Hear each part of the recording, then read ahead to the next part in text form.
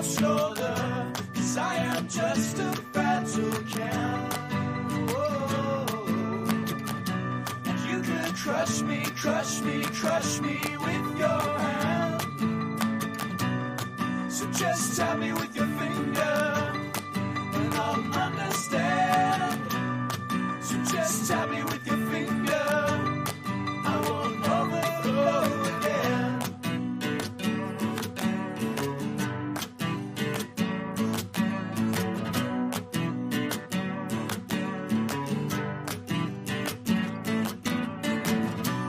I'm not who you think I am. Whoa. They call me sort of pop can man. Whoa. 'Cause I don't do well with pressure. It's such a friendly gesture now. Just get me out of the freezer. And don't give me the cold shoulder. 'Cause I am just a fragile man. I'm a castle made of sand. Here comes the tide again to wash me out to sea again.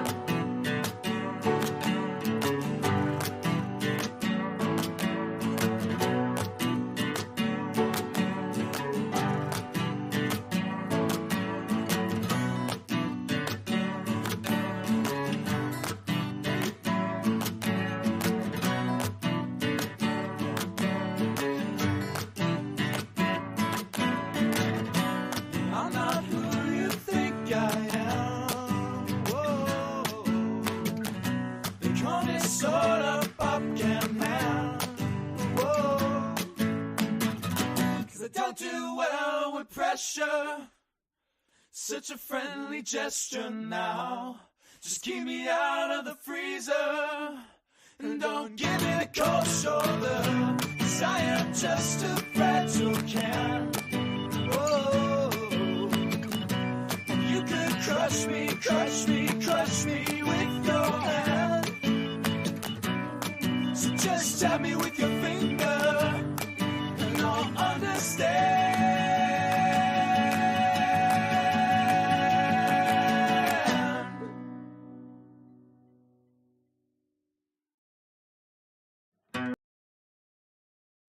So, God molds the clay. He doesn't pull the strings. So, remember that. Okie dokie. So, to those who say Adventists are false or that Ellen White's a false prophet, I just want to remind you, if you say the Sabbath is done away with, you are a false prophet.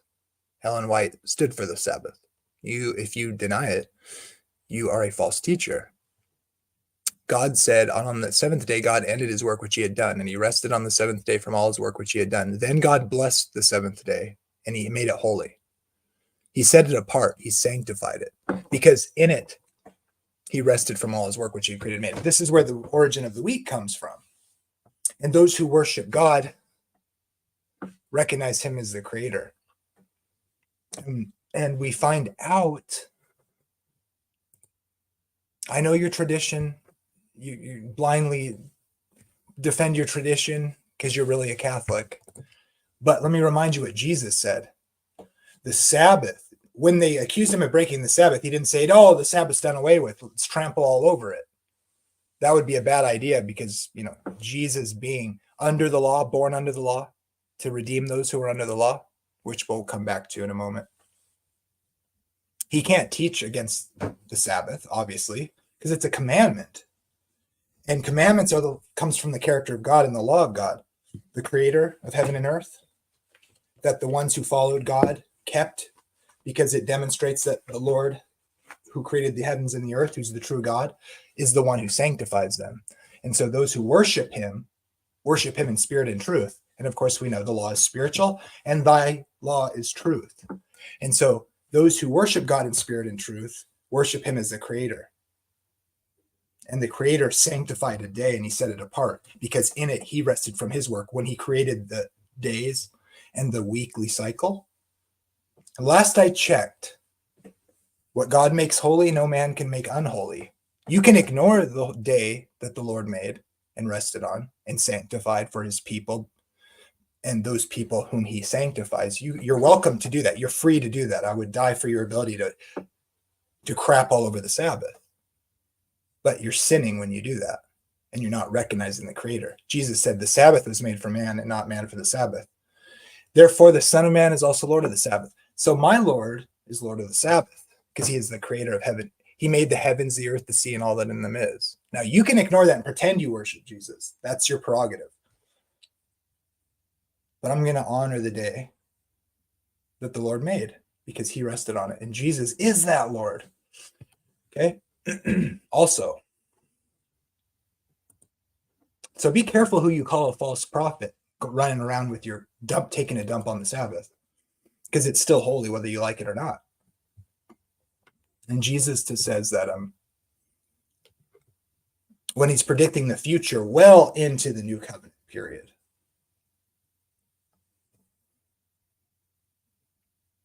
What does he say? Let's see.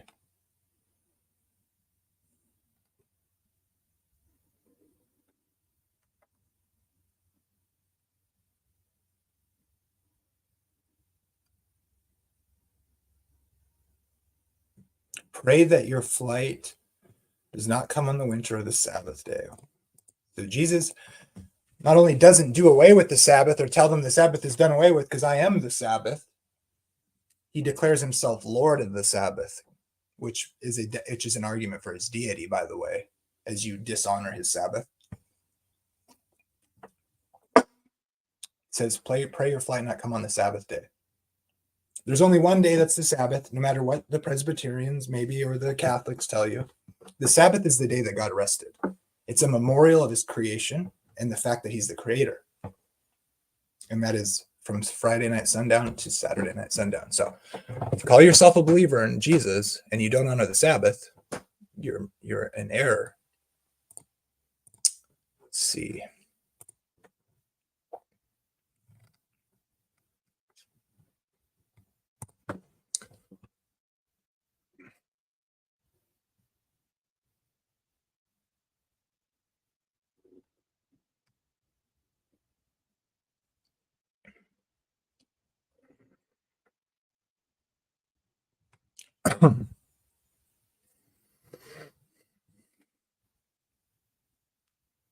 Notice this final message. The hour of his judgment has come, and worship him who made the heavens and the earth and the sea and all that in them is. Fear God and give glory to him. How do you fear God? Fear God to keep his commandments because of what's coming for those who do not obey him. This is a parallelism, I think. Notice the worship, keeping his commandments, worship him who made the heaven. What does that sound like? Worship him who made the heaven, the earth, the sea, and all that in them is.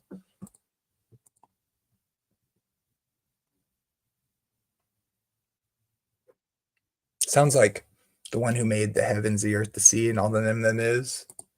Doesn't that sound like a commandment almost? It almost sounds like what proves God is the creator because we're going to get into the dispensational thing in a minute, but I just remember. Oops.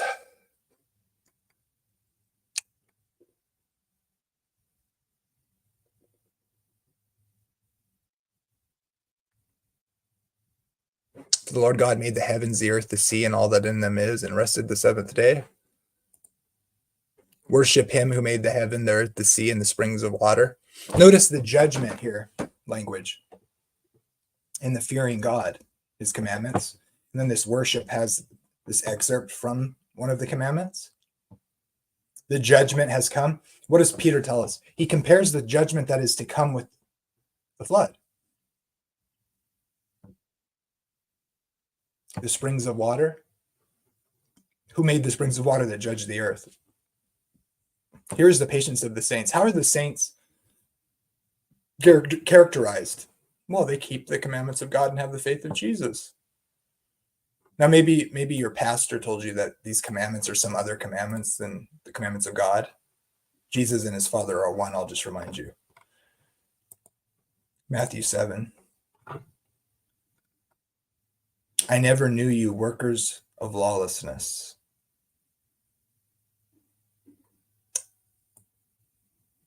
Well, shoot, we better make sure we know Jesus, because these ones he doesn't know practice lawlessness.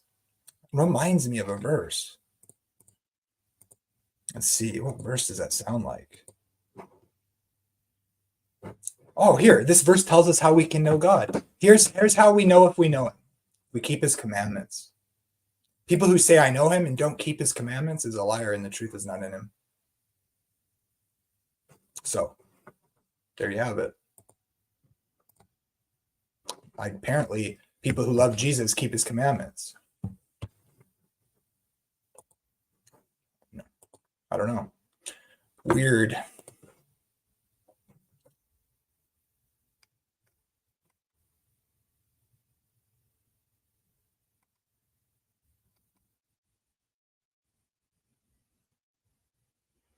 The world hates you. Know that it hated me before it hated you. If you were of the world would love its own. Yet because you are not of the world, I chose you out of this world, because therefore the world hates you. Remember the word that I speak to you. A servant is not greater than his master. If they persecuted me, they'll persecute you. If they kept my word, they will keep yours also. But notice that, if they kept my word, they will keep yours also. But all these things they do for my name's sake, because they do to you for my name's sake, because they do not know him who sent me. See, that this is called unity with the Father. Jesus came speaking his Father's words. He who hates me hates my Father also. He who hates the Sabbath hates Jesus also, it says.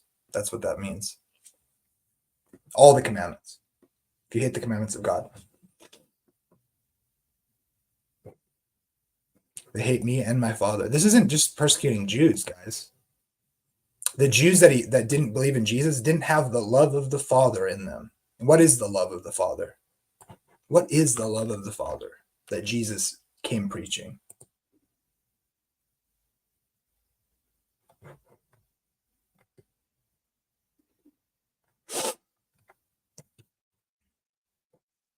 Oh, for this is the love of God, that we keep his commandments. And by the way, his commandments aren't burdensome. Loving your brother and loving God isn't a burden. It's what saints do, because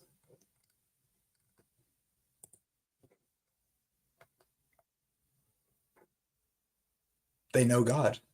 They have the love of God in them, and they honor Jesus as Lord of the Sabbath, because he's the creator. Through him and by him, all things were made, and for him. I don't see why especially non-Catholics who take the word of God over tradition, would not come to the truth of the Sabbath, which Jesus is Lord of.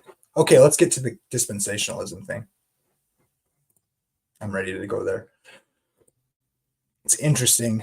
I think the book of Galatians is enough to do this. And I'll open up the chat soon here. Kelly Powers was just saying something I wanted to, hopefully somebody can show this to Kelly Powers, what I just demonstrated. People who want to remove the love of God from salvation because they misunderstand what it means to love God. I like Kelly Powers, by the way. I just think he needs to get this straightened out here and just honor Jesus. Just take a day off, bro. It's not works-based salvation to not work on the Sabbath. To work on the Sabbath would be a kind of works-based salvation, if you ask me. Okay.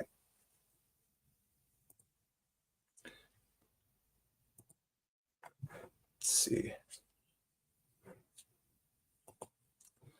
Let's get into dispensationalism. So I'm going to open it up if you want to join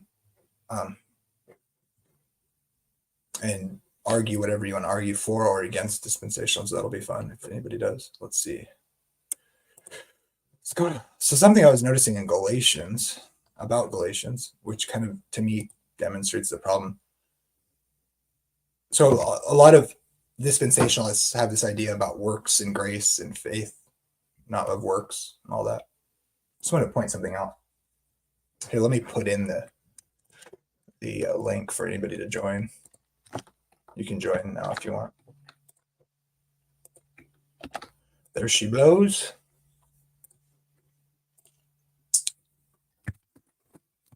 Let's see if I can pull this up.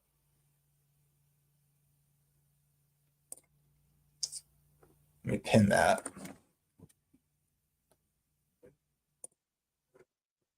Okay, it's pinned.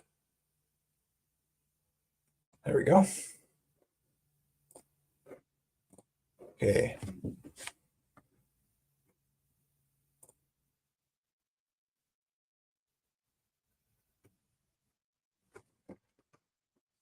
Let's see, what was I looking for?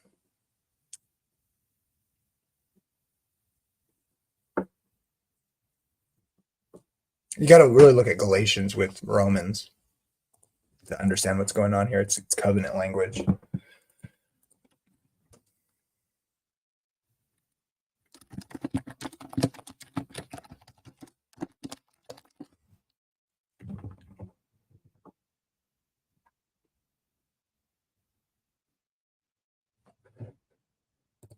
Okay.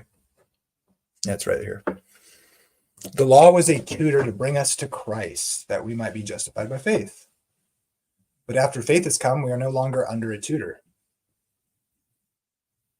So, notice this language of Christ's salvation is to those who are under the law. What does that mean, to be under the law? It means you're under the covenant, which Jesus came under the law to redeem those who are under the law. So to say the church, the new covenant church, the salvation in Jesus that he brought by dying according to the Hebrew scriptures, becoming the fulfillment of the atonement, the day of atonement, he leaves the temple desolate. That was the way the Jews connected to God. Jesus does away with that and establishes the new covenant church with a bunch of what? First covenant people. So the Bible teaches that he's salvation to the Jew first and then to the Greek. So if you think Jesus is going to bring back the Mosaic covenant so the Antichrist can go in the temple, you're robbing Daniel 9:27, which fulfills 1 Corinthians 15, that Jesus died according to the scriptures. You're robbing Jesus of the proof that he died according to the scriptures. And you're saying that's what the Antichrist, the devil, is going to do in the future. When God brings back the temple to bring back the Mosaic covenant that Jesus fulfilled for the Jew first. So what you're doing is you're robbing Jesus of being the Messiah, which proves our faith, because we don't believe Christianity because it sounds nice or because we don't want to go to hell, but because it's true. Because it's true. And the scriptures can demonstrate that, as it has historically, except for those who have gone astray. You rob Jesus of that proof, which the New Testament seeks to prove in its purpose, that Jesus is this God, this Messiah. You rob him of the evidence of that. You divorce that salvation that came to the Jew and was established by the Jew, the Hebrew first covenant person. And you say it's not fulfilled. And when you take that verse that proves it, and you give it to Satan himself, and you deny that Jesus brought salvation. And now you want to bring the Jews into Israel so that your bad interpretation can be fulfilled, where 2/3 of the Jews are murdered by their enemies and go straight to the fake hell that you made up, where God tortures people forever because you love the Jews and you're saved, don't you know? Well, to that I say, God damn it, straight to hell. If there is an eternal conscious hell, that doctor needs to go there immediately with its immortal soul and sit there forever, because it's fake news. Okay. Jesus brought the new covenant to the Jew first. The replacement theology is saying the Gentiles have a church until God can bring back the Mosaic covenant, because apparently Jesus didn't fulfill it when he became the atoning sacrifice to the Jew first. Shame on you. Shame on you. The Jews don't need to go to Israel so that God can bring back the Mosaic covenant, and 2/3 of them can be murdered by their enemies and go straight to hell. Shame on you, you sicko. You should be spending your money on giving the gospel of salvation to the Jew, which was established in the first century, you pervert. If it was true that the Jews were going to go to Israel so 2/3 of them could be murdered so that God can send them straight to hell because he loves the Jews, you should be actually actively fighting against that so that they have more time to be saved by the gospel, you sicko. You should be spending your money on that. And be proving Christ from the scriptures in Daniel when he fulfilled Daniel 9:27 and brought salvation to his people. So, Galatians was written to people who were under the law, who have now been saved by Jesus, who's the fulfillment of the new covenant via Daniel 9:27. So, replacement theology is dispensationalism, and they've pretended that the people upholding salvation established by Christ in the first century to the Jewish nation. And by the way, the church, it's their church. And the creator is Jesus, who's Lord of the Sabbath. Why would they want to come to your perverted, unbiblical, satanic version which is for the Gentiles, not for the Jews? No, our faith is a Hebrew faith, and it was established in the first century. And may God have mercy on your soul.